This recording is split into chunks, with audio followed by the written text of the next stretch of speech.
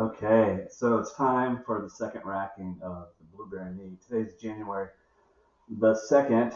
I did the first racking of the mead on December the 22nd. Just a reminder, this is a blueberry honey mead.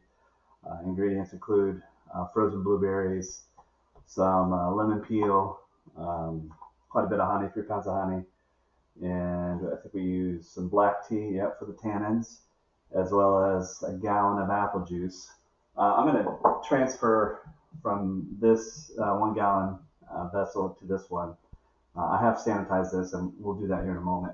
I've also sanitized my other gear, tubing, and all the things that I plan to use today for racking. Now, when I racked this the first time, I had more than a gallon left, so I thought I would put the remainder in another 1 gallon container. Now, I'm skeptical of this because the other day I saw some white stuff growing on top of this. So I'm going to discard and pitch this today as well. I'm guessing a couple of factors. I mean, I do feel like I did a pretty good job of sanitizing everything. My suspicion is this air gap, that's a lot of air, and so maybe that's created an opportunity for something to grow. But I'm not going to take you through the boring details. I'm going to get my siphon and everything set up. It's a little bit of a process, but once I get that going, I'll resume the video. So hang on, I'll be right back. Okay, so we've got our siphon going. You'll be able to see that drain pretty quickly. I do have the cap on the end of the auto siphon, so that way if there's any solids. Now, I don't know if you can see it very well, but there's a little bit of a solid line of sediment that has come out at the bottom. So anyway, once this is done racking, I'll come back. I'd like to do a little bit of a sample and a taste test to see what our product is tasting like. So bear with me. We'll be back here in another couple of seconds. Okay, so I've got everything siphoned from the first racking into my vessel for the second racking. You can see there's a little bit left. You can kind of see that cake and that solid that's formed. I'm not really worried about that.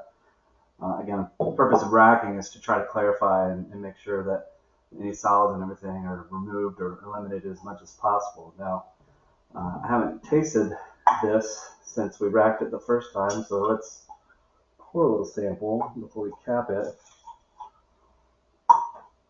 And I'm going to go ahead and cap it real quick. Again, this has all been sanitized, so we are good to go. Let me put my airlock in here too. Cap.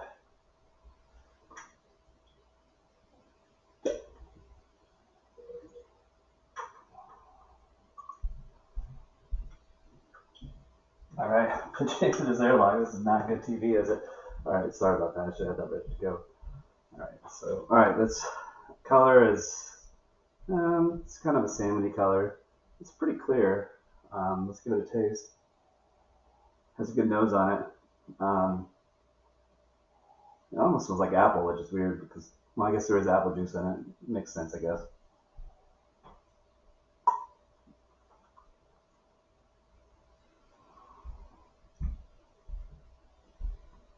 That is a drinkable drink. I don't taste a lot of blueberry. It's in there a little bit, I guess. It's a decent flavor. Now, I think I'm going to let this rack, again, probably for another week. And then what I'm thinking about doing after that is, assuming it's all pretty clear, which it's looking pretty good right now, I think what I'm going to do at that point is probably put it in some bottles. I've got some bottles here. Some, I guess you can't see them, but they've got the Grolsch style bottles with the little airlock on them. And I'm thinking about carbonating before I bottle. So when I get through the next racking and add the sugar for carbonation and bottle, I'll record another quick video on that. But I'm curious, what are your thoughts? Have you ever made a mead or fermented something?